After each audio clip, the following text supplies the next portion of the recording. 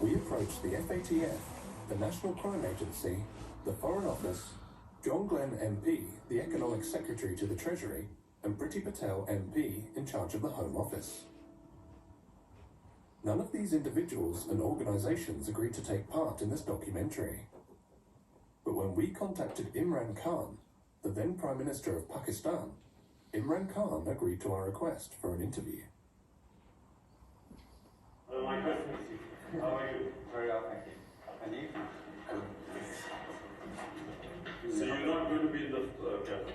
No, we are. So what is this sort of like a documentary? Yes, it's a documentary about individuals who become very wealthy by being at the centre of power and currently have a lot of wealth in London, especially in property. Corruption is not just an issue for Pakistan. It is an issue for all the poor countries. In fact, I've come to this conclusion that countries are poor only because of corruption, and corruption of the elite. It's the corruption of the powerful that destroys a country, not the corruption of the weak.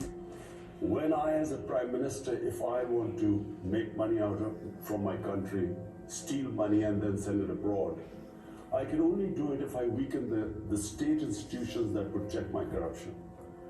So the institutions get corrupt, and they get weaker, and they cannot stand in front of the powerful.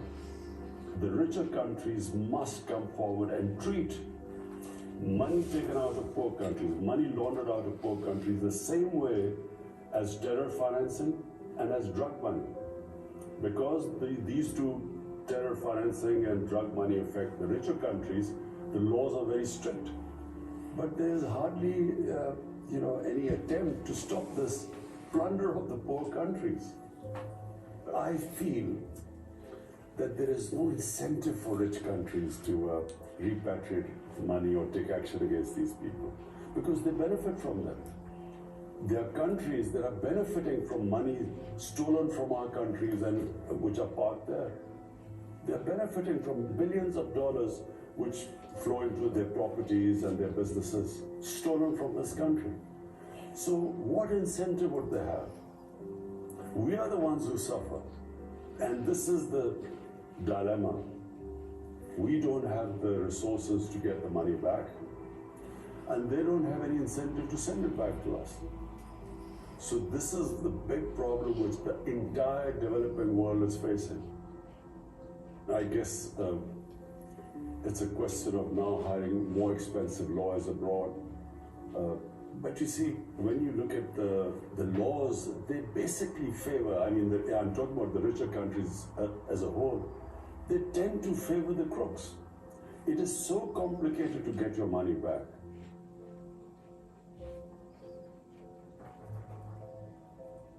Imran Khan has raised this issue in almost every forum that the rich countries must take care of poor countries, and the care involves that the looted money that is now invested in the rich countries must be returned to the original countries. In Panama Papers, the properties of Shareefs are categorically mentioned, and all these properties are in the heart of London. And everyone, including the British government, knows that these properties are actually bought from laundered money. I think international politics play a big role here. So some countries, they say that what is ours, and what is yours is also ours. So this is the case with British government right now.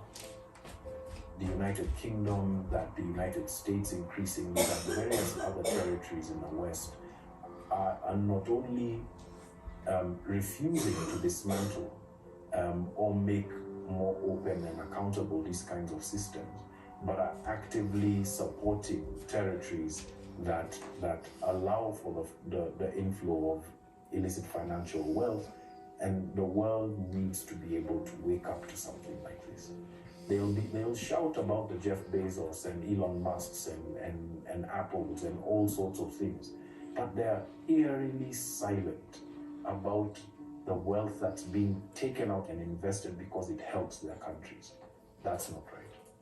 We become victims twice, where when we are asking for our wealth to be returned, it becomes so difficult for us to have that happen. The Congolese still don't have the wealth from Mobutu Sese Seko's reign returned. The Nigerians still don't have wealth from Sani Abacha and many other people returned. I'd say the same probably of the Dos Santos regime. Countries that actively build these systems, actively finance these systems and protect them, don't do enough to be able to make them more open and accountable. That's just not right. Offshore leaks have revealed time and time again that politically exposed persons use secrecy jurisdictions to hide their wealth, launder their wealth, and reinvest that wealth back into the global economy. A large part of the international financial system and many of the major financial secrecy jurisdictions are controlled and regulated by Western interests. Imran Khan frequently spoke out against money laundering and offshore financial centers.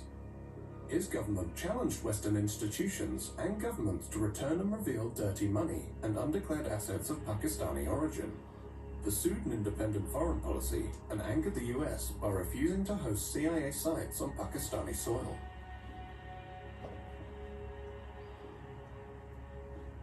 On the 7th of March 2022, the Pakistani ambassador to the US reported in a classified communique that Donald Lu, a senior State Department official, had informed him that Pakistan-US relations could improve only if Imran Khan was removed from power. Khan actually accused the US of being behind a conspiracy to get him ousted from power. The Prime Minister of Pakistan accused the US of working with the opposition to remove him from power. There is absolutely no truth to that allegation. We are not going to let propaganda, misinformation, and disinformation, lies, get in the way of any bilateral relationship we have, including with the bilateral relationship we have with Pakistan. Prime Minister Imran Khan has been ousted from power. Lawmakers elected the opposition leader Shahbaz Sharif as the country's new Prime Minister. A new dawn has started. A new day is coming. Allah has answered the prayers of millions. When Shahbaz Sharif, the brother of Nawaz Sharif, was appointed Prime Minister on Monday the 11th of April, the Guardian newspaper wrote, "He is known as a diligent administrator with such a great love of poetry that he often opens official meetings with recitals of famous revolutionary Urdu poets. His first words to Parliament were, 'One must set himself free from all bounds of desires.'" Imran Khan claimed he had been removed by a foreign-backed conspiracy. The US Embassy was calling members of my party backbenchers who were not happy, and they were the first ones who then jumped ship. And they were the ones who then offered $1 million each to buy my other members of parliament who actually jumped ship later on. And then Donald Lu's conversation with the ambassador. The next day, the no confidence motion is tabled in the assembly. What do you think? You have made some significant allegations there. When it's not will you show me hard evidence? Why would I want to blame the US if I did not have hard evidence? This was an official message with no takers given to our ambassador. Message received by me, by our president, given to the Chief Justice of Pakistan. This is real. Not only was a democratically elected government removed through a conspiracy, we have been replaced by a bunch of criminals. 60% of the cabinet, which is sitting right now, is on bail. The Prime Minister was about to be sentenced in a corruption cases of billions of rupees, and his son.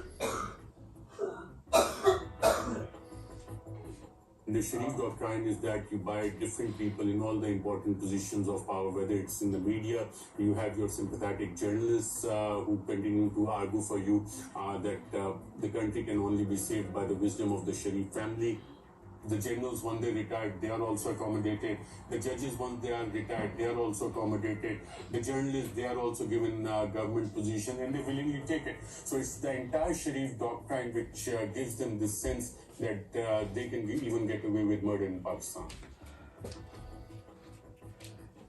Nawaz Sharif has learned that even though if you are out of power, if you manage to gain time, and if you manage to delay the cases in the courts of law, and once you come back into power, you can manage to get a clean check. So I think this time also the same strategy is being followed by the Shareef family. I think those in power, they think that they can get away with the crimes they have done. And Shareef family has been benefiting from them because of their international friends who have been coming to their rescue to strike the dirty deals.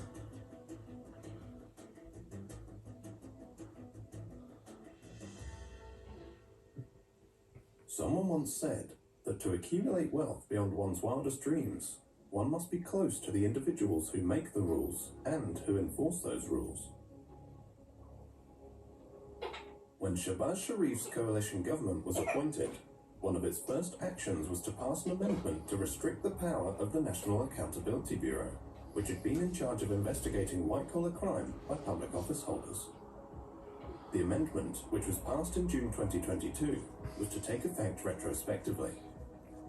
The amendment stipulated that the courts had to decide on the outcome of a case within 1 year, and stated that if sufficient evidence was not provided at the time of the arrest, the arresting officer could face 5 years in jail for the filing of a false reference. Dr. Mohammad Rizwan, the 47-year-old chief investigator who presided over the investigation against Shehbaz Sharif and his family in the Ramzan sugar mills case, died of a heart attack on the 9th of May 2022. Another investigator on the same case suffered a heart attack and remains in critical condition. Malik Massoud, through whose accounts prosecutors alleged 3.7 billion Pakistani rupees were laundered to various Sharif family members, had been cooperating with investigators when he too suffered a heart attack and died on the 7th of June 2022.